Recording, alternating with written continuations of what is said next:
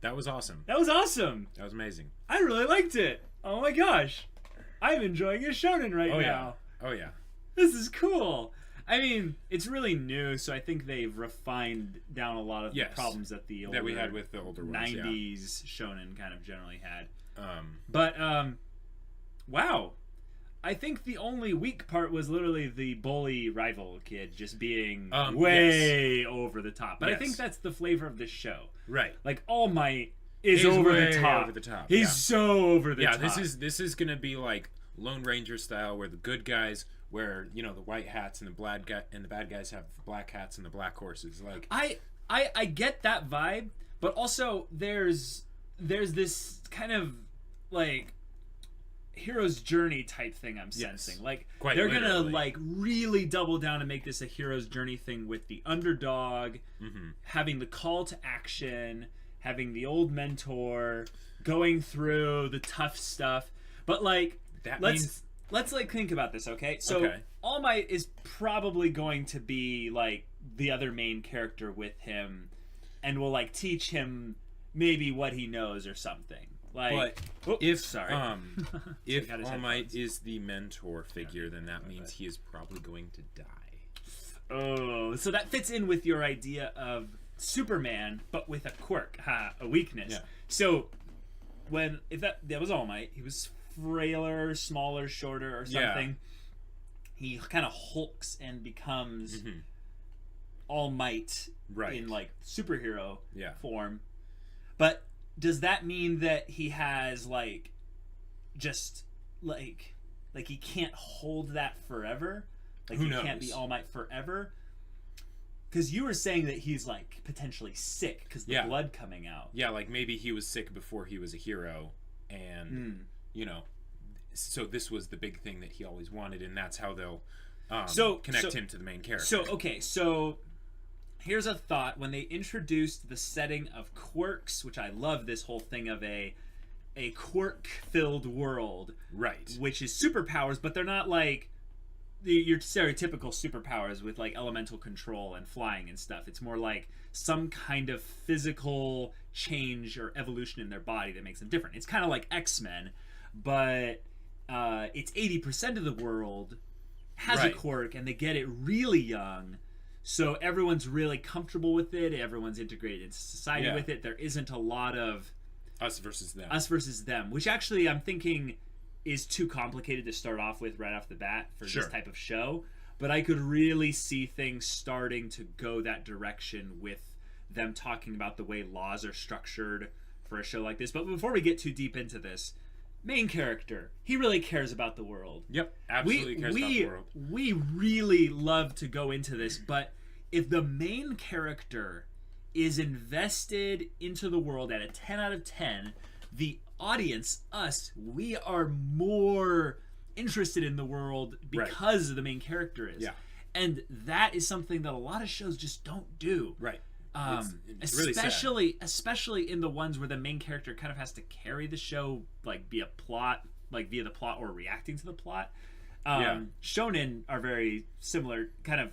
Well, they're prone to that because of that protagonist invincible, they do everything, everything works out for them kind of syndrome. And they did the opposite of that. They did the opposite of that, you know, making this super normal person who can't do anything, you know, special. He's got all this desire and passion and wants to be a superhero.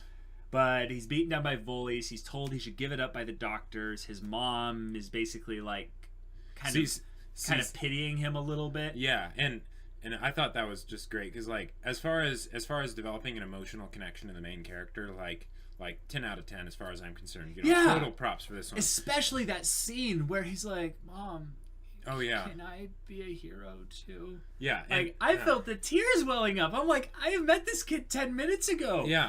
What the heck? And maybe that's why they do like the thing with the bully being so over the top. Sure. So that way they can just say like, hey, you know, we're going to do over the top stuff. This is the kind of things that he has to deal with. That way, because that's not really what's important. And then when they go into the thing with his mom, then that's way more important. You know, when he asks the question to All Might, that's way more important. You know what he's going to ask before he asks it, you know? Yeah. Yeah. Oh, man. But that whole thing of him watching the video and just trying to... Oh, yeah. Like, wish, like, maybe one day I'll get to be like him. And we all have our heroes that we kind of look up to and stuff, but there's that childlike innocence that you have when you look up to someone almost in a worshipful way, as he does to All Might. He's just like, oh, this will become a family treasure and heirloom. He's so perfect and amazing. He's fanboying. And I love how All Might signed his book before he asked him to. Okay, the show is funny. Here's another thing. I noticed that the style of humor that they did wasn't using a lot of the anime kind of typical face stuff. Exaggerated reactions. Yeah. If anything, they did that like a couple times and used it to great effect. But it was a lot of in the like the dialogue. But I'm really sensing some depth to this. Like, shonen generally don't have a lot of depth until like 20 or 40 episodes in or something like that. But if this first season is only 13 episodes, and it's gotten so much acclaim as it has thus far, I'm feeling very excited about our choice to start with this. Yes, me too. In essence, the next episode is probably going to deal a little bit with the All Might and I keep wanting to call him Deku, but I remember that's not his name.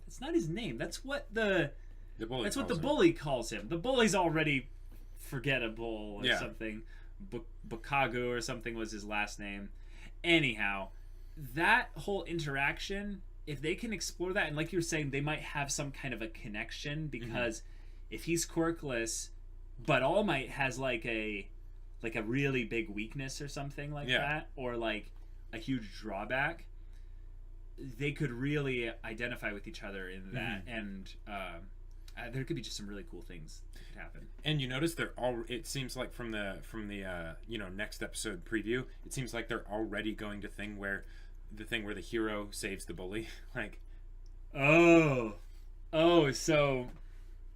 Izuku, or I'm just gonna call him the main character for now until I get his name memorized, is going to try and save him from this tar creature or something like that, and All Might will save him again, or it could go that way, or they were pretty obvious in the next episode thing, talking about how All Might has this drawback, which I guess they kind of have to, because the first season's only 12, 13 episodes.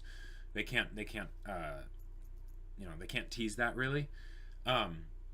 So it could be that they just use that in the fight. He goes to save his friend, and maybe he has the first bit of trouble where he can't do it on his own, and then basically main character has to run in and pull the bully from the fight. Okay, I can see that. I feel like this universe is going to have a ridiculously large cast of characters.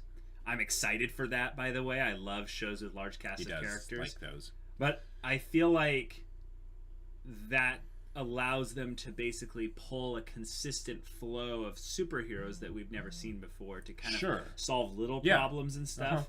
But the plot is actually going to center around the growth of this main character into a hero. Right. Like, he keeps talking about it like he's narrating to us from the future, and he's saying this is that moment where everything changed. Yeah. And I'm like, okay, so if everything changed, you're a hero now?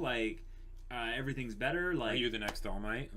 Yeah, or what have you. So I don't know. I don't have any other thoughts. I really liked the name of the attack. Texas Smash. And that was great. I generally don't like named superhero attacks, but that was just hilarious. So, one of the other things that I really like that I've seen so far in this episode, and granted this is just the first episode, so it's really impressive that they have this, but using basically just pictures without words to communicate feeling. In the opening, there was a part that really stood out to me where basically, All Might's standing there All Might, and our main character is just like sort of like reaching out to him, but like tentatively, like right. And I was just like, oh wow, like if that doesn't tell you pretty much everything you need to know about how he thinks of himself and this character, All Might, like that was really impressive. Like, it reminded me a lot of like Kamina Simone. Sure. Oh, okay. That's a good comparison because All Might is this epitome of masculinity and big smiles and smiles and being a hero. Yeah.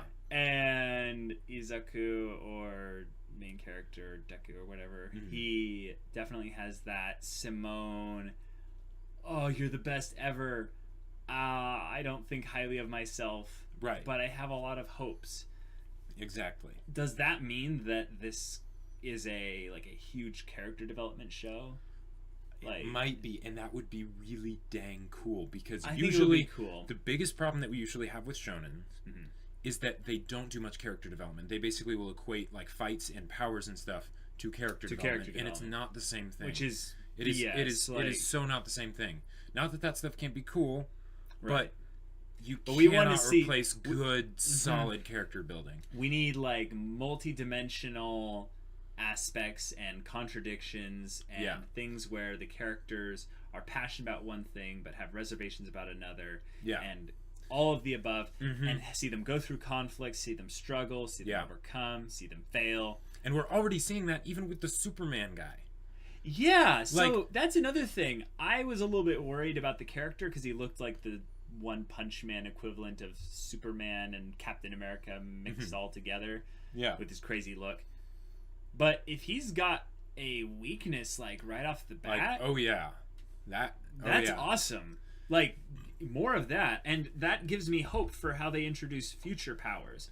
So say like everyone's power has a very cool application that's like super specific, because they're all like, you know, random stuff, like someone has big ears or something, you know, whatever. But everything has a huge or decent sized drawback, and it's like very apparent, or what have you. That'd be really cool because then you could have tons of people that have like even similar powers, but their drawback is different. So almost like Darker Than Black?